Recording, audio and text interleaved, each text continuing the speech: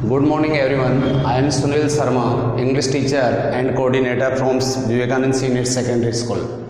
दोस्तों, मैं आज आपके बीच ग्रामर का एक ऐसा बेशकीमती टॉपिक लेके आया हूँ जो टेंसों से पहले हर विद्यार्थी के लिए मस्ट है। वो है आर्टिकल्स, एन और द का प्रयोग। बिना आर्टिकल्स के और बिना प्रीपोजिशन के we can not make any sentence without them. इनके बिना हम एक भी सेंटेंस नहीं बना सकते। वैसे टेंस इंग्लिश का बेस है, लेकिन आर्टिकल्स और प्रीपोजिशन को टेंस से पहले सीखना वाक्य की शुद्धता के लिए जरूरी है। प्रत्येक सेंटेंस में 100% आर्टिकल्स का और प्रीपोजिशंस का प्रयोग होता है। जैसे we are sitting in the room, हम कमरे में बैठे हैं, तो इसमें इन द रूम, इन आ रहा है, ये प्रीपोजिशन है, द आ रहा है, ये आर्टिकल्स है। एक छोटे से एग्जाम्पल से अपन ने समझने का प्रयास किया है कि टेंस आने के बावजूद भी आर्टिकल्स का और प्रीपोजिशन का आना जरूरी है। तो इसलिए ग्रामर के जो बहुत सारे टॉपिक है, article, preposition, conjunction, connective, modals, tag question, framing question, degree, relative pronoun, direct, indirect, इनमें से कुछ टॉपिक ऐसे हैं जो टेंसों से पूर्व तैयार किए जाते हैं टेंस को ठीक से समझने के लिए। मानता हूं कि टेंस इंग्लिश का बेस है, पर इनका आना जरूरी है। जैसे वोकैबुलरी है और आर्टिकल और प्रीपोजिशन, दो टॉपिक ऐसे हैं जो मस्ट है। टेंसों से पूर्व अपन उनको प्रिपेयर करें, तैयार करें। इसी सिलसिले में मैं आपको आज एन और द का आर्टिकल्स के रूप में प्रयोग करवाना चाह रहा हूं। मेरे इस वीडियो के बाद मुझे नहीं लगता कि किसी भी क्लास, किसी एकेडमिक क्लास के स्टूडेंट को या कॉम्पिटिटिव क्लास के स्टूडेंट को किसी ग्रामर से या कोचिंग क्लासों से आर्टिकल्स या एन के प्रयोग के लिए जुड़ना पड़ेगा। आई होप, मुझे पूरा विश्वास है। दोस्तों, अंग्रेजी में एन और द को आर्टिकल्स कहते हैं। आर्टिकल्स डिटरमिनर्स का एक भाग है। कुछ क्लासों में, कुछ ग्रामरों में इसको डिटरमिनर्स से पढ़ाया जाता है आर्टिकल्स को। डिटरमिनर्स में आर्टिकल्स के अलावा एन दी के अलावा जैसे few, a few, the few, little, some, any, कुछ शब्द और जोड़ दिए जाते हैं। वो इसका विस्तृत रूप है आर्टिकल का। आर्टिकल्स में अपन ओनली एन और द को देखते हैं। डिटरमिनर्स में इससे थोड़ा आगे कुछ ऐसे शब्दों को और देखते हैं जो आर्टिकल्स के अतिरिक्त हैं। आर्टिकल्स वाक्य में सदैव संज्ञाओं से पूर्व काम में ले जाते हैं। इट मीन्स इनका प्रयोग कभी भी वाक्य में सर्वनाम से पहले नहीं होगा। दोस्तों, संज्ञा से पूर्व ही ये वाक्य में आते हैं। संज्ञा से पूर्व वाक्य में आकर ये संज्ञा के अर्थ का निर्धारण करते हैं, उसका परिसीमन करते हैं, और जिस संज्ञा की बात वाक्य में हो रही है वो एक वचन है या बहुवचन है, ठोस रूप में, दर रूप में या तरल रूप में, उसके स्वरूप या प्रकृति का भी बोध कराने का कार्य करते हैं आर्टिकल्स। इसलिए आर्टिकल्स का प्रयोग हम वाक्य में सदैव संज्ञाओं से पूर्व करते हैं दोस्तों, और ये संज्ञा के अर्थ का निर्धारण के साथ साथ उसके एक वचन और बहुवचन होने का बोध कराते हैं। कुछ एग्जाम्पलों से आगे, कुछ एग्जाम्पल्स लेते हैं, अपन आगे चल के देखेंगे, ये बात क्लियर होगी। ये मैं शुरुआत में आपको वो चीजें बता रहा हूं कि ये टॉपिक है क्या, जिससे विद्यार्थी को पढ़ने से पहले महसूस तो हो कि आर्टिकल्स में क्या क्या आता है, इनका प्रयोग कहाँ होता है। संज्ञाओं से पूर्व ही सदैव इनका वाक्य में प्रयोग किया जाता है, कभी भी सर्वनाम से पहले नहीं होता है। आगे इसी क्रम में देखो दोस्तों, ए और एन दोनों का अर्थ एक होता है। ए भी एक वचन संज्ञा के लिए, सिंगुलर नाउन के लिए प्रयुक्त होता है, और एन भी। फिर डिफरेंस क्या है, what are difference between A and an. Difference ये है दोस्तों कि जो संज्ञा स्वर से चालू हो उन संज्ञाओं से पूर्व एन का प्रयोग किया जाता है, और जो संज्ञाएं ए से प्रारंभ होती है, जो संज्ञाएं व्यंजन से प्रारंभ होती है, व्यंजन से प्रारंभ होने वाली एक वचन संज्ञाओं से पूर्व हम सदैव ए का प्रयोग करते हैं। ए के लिए एक छोटी सी बात मैं आपके बीच डिस्कस करना चाहूंगा कि ए जब सिंगल रूप में आता है, ए मैन, तो इसका उच्चारण ए होगा, और जब ये संयुक्त अक्षरों में एक से ज्यादा अक्षरों के साथ आता है, जैसे एप्पल, तो इसका उच्चारण बदल जाएगा। या a man, A women, A toy, तो जब भी सिंगल रूप में आए तो इसका उच्चारण ए होगा।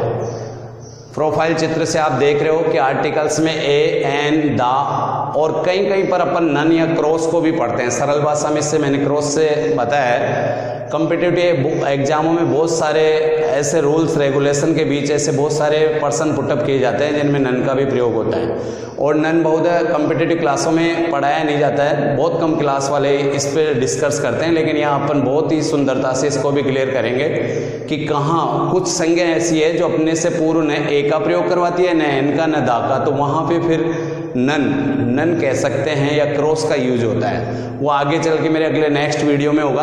आर्टिकल्स अपने आप में एक बड़ा पार्ट है, इंपॉर्टेंट है, तो मैं इसको टुकड़ों में कराऊंगा। सबसे पहले आपको एन क्लियर कराऊंगा। अब मैंने बताया कि ए और एन का प्रयोग कभी भी बहुवचन और अनकाउंटेबल नाउन से पूर्व नहीं किया जाता है, क्योंकि इन दोनों का अर्थ एक होता है। तो इन दोनों का प्रयोग एक वचन संज्ञा या काउंटेबल नाउन से पूर्व ही किया जाएगा। दोनों एक का बोध कराते हैं, पर स्वर से चालू होने वाली एक वचन संज्ञा से पहले एन होगा और व्यंजन से चालू होने वाली एक वचन संज्ञा से पूर्व ए होगा। इंग्लिश ग्रामर के नाम से मेरे नोट्स हैं, नोट्स में एक एक चीज़ें बाकायदा कंप्यूटराइज लिखी हुई है सीरीज से, क्रमागत तरीके से। यहाँ तो मैं वो बेशकीमती बातें डिस्कस कर रहा हूँ जिनसे आपका ये टॉपिक, इसका कंसेप्ट क्लियर हो जाए। मेरा कहने का तात्पर्य है कि ए और एन बहुवचन संज्ञाओं से पहले कभी काम में नहीं लिए जाते हैं। इसका मतलब ये रहा कि दा एक वचन के लिए भी आएगा और बहुवचन के भी लिए आएगा, लेकिन उसे अपन अगले वीडियो में देखेंगे दा को। आर्टिकल्स को दोस्तों सिंपली दो भागों में बांटा जा सकता है, इंडेफिनेट आर्टिकल्स और डेफिनेट आर्टिकल्स। ए और एन को हम इंडेफिनेट आर्टिकल्स में रखते हैं। क्यों? इसकी डेफिनेशन तो मेरे नोट्सों में ठीक से लिखी हुई है, क्योंकि ए और एन का प्रयोग अनिश्चित संज्ञाओं से पूर्व किया जाता है। जिस संज्ञा की अपनी कोई पहचान नहीं हो, आइडेंटिफिकेशन नहीं हो, ऐसी बहुत सारी हो। इंडेफिनेट अनिश्चित आर्टिकल इट मीन्स जिनको अपन ठीक से जानते नहीं हो, सर्वविदित नहीं हो, स्थायी नहीं हो। और डेफिनेट आर्टिकल्स मीन्स इसका तात्पर्य है कि डेफिनेट आर्टिकल्स में दा को रखते हैं अपन, डेफिनेट आर्टिकल्स में दा लेते हैं। दा एक ऐसा आर्टिकल्स है जो सर्वविदित स्थायी निश्चित संज्ञाओं से पूर्व किया जाता है, जैसे the Taj Mahal, the sun, the moon, the Ganga. अब ये कन्फर्म है, अपने आप में एक पहचान सर्वविदित संज्ञाएं हैं। जबकि अपन ये कहें कि ही ईट्स एन एप्पल, अब एप्पल ताजमहल की तरह कंफर्म नहीं है कि कौन सा एप्पल, बहुत सारी टोकरी में से किसी भी एप्पल की चर्चा हो सकती है। He eats an apple daily, वह रोज एक सेव खाता है।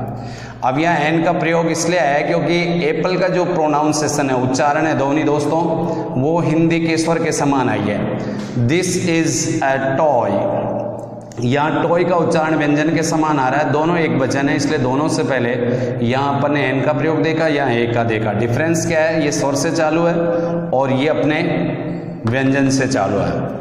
अब I went to Agra to see the Taj Mahal. अब ताजमहल एक कन्फर्म नाउन है, कन्फर्म है, डेफिनेट है। वही ताजमहल जिसको सांझा ने बनाया, 20 साल काम चला, 22,000 आदमियों ने काम किया, संसार के 7 आश्चर्यों में से एक आश्चर्य है।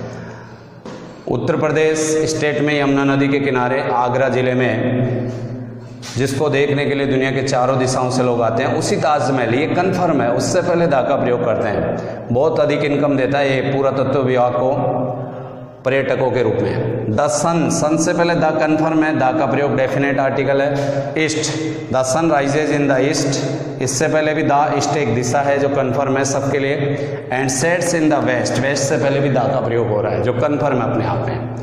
अब इसके बाद दोस्तों अपन बात करते हैं यूज ऑफ एन। मैंने ये सब अब तक आपको डेफिनेशन के रूप में सब चीज़ें डिस्कस की है, इसकी परिभाषा, क्योंकि मेरा हमेशा से मानना रहा है कि जो बच्चा जिस टॉपिक को तैयार कर रहा है उसके लिए ये तो क्लियर हो कि ये टॉपिक है क्या। अब सबसे पहले मैं यूज ऑफ एन को आपके सामने रख रहा हूँ, इसको अपन क्लियर करेंगे दोस्तों। किसी ग्रामर में एन के 10 नियम है, किसी में 5 है, किसी में 8 नियम है, किसी में 13 है। जनरली मैं भी सभी क्लासों में 3 रूल्स एंड रेगुलेशन पढ़ाता हूँ, इसके 3 नॉर्म्स में इनको बताता हूँ बच्चों को, पर तीनों नॉर्म्स का एक ही तात्पर्य निकल के आता है। मेरे नोट्स में तीनों रूल्स ठीक से डिस्क्रिप्शन है, वर्णन है।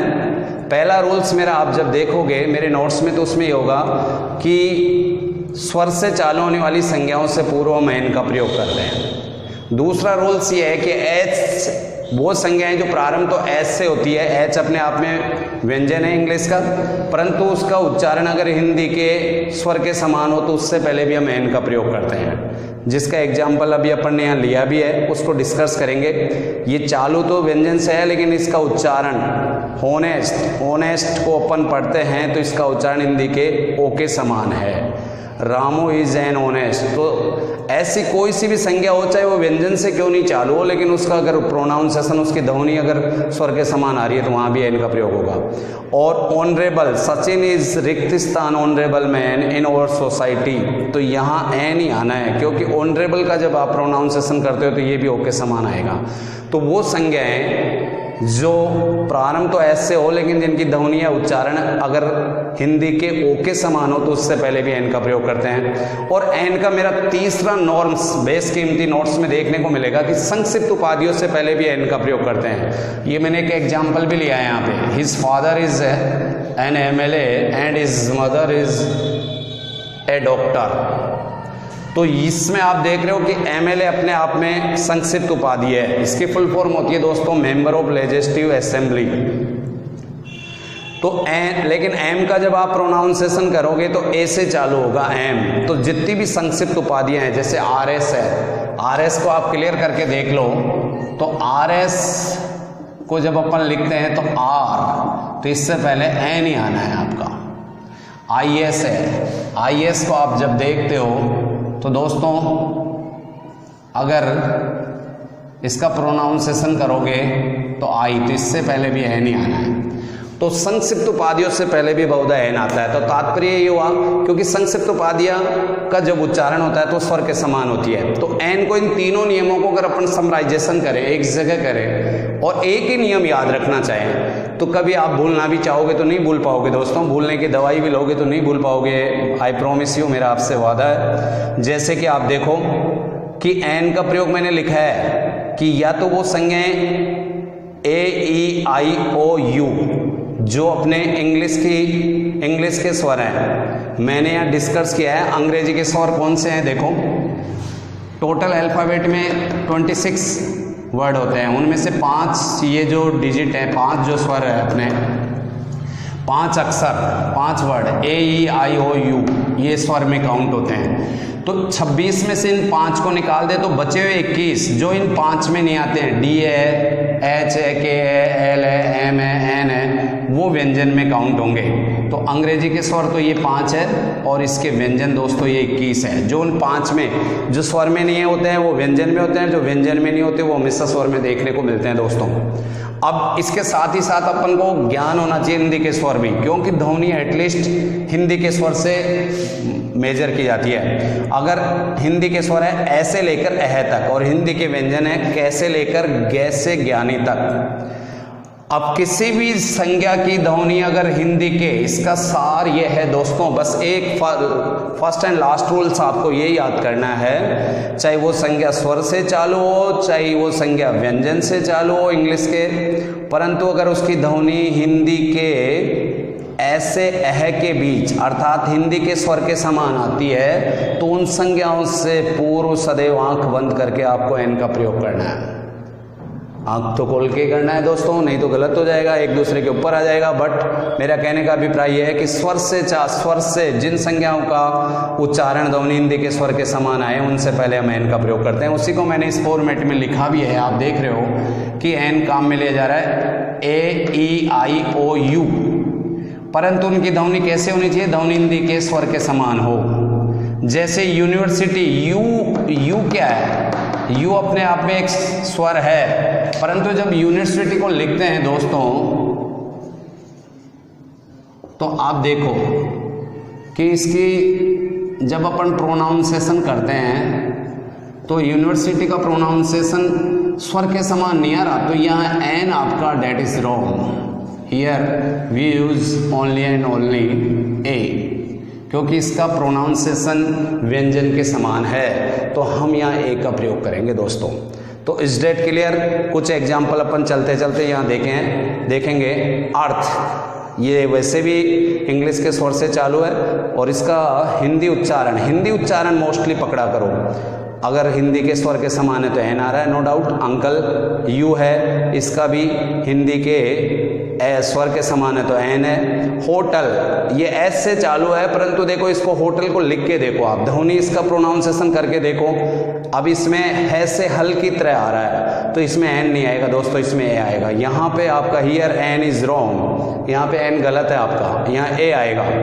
एग, एग का अगर आप लिखते हो तो 100% एग, तो इससे पहले एन आएगा। और यूरोपियन जिसका भी अपन ने ऊपर भी जिक्र किया है, तो यूरोपियन को लिख के देखोगे आप तो आपका यूरोपियन बड़े यू की तरह लिखने में आएगा, तो यहाँ एन गलत है, यहाँ ए आएगा।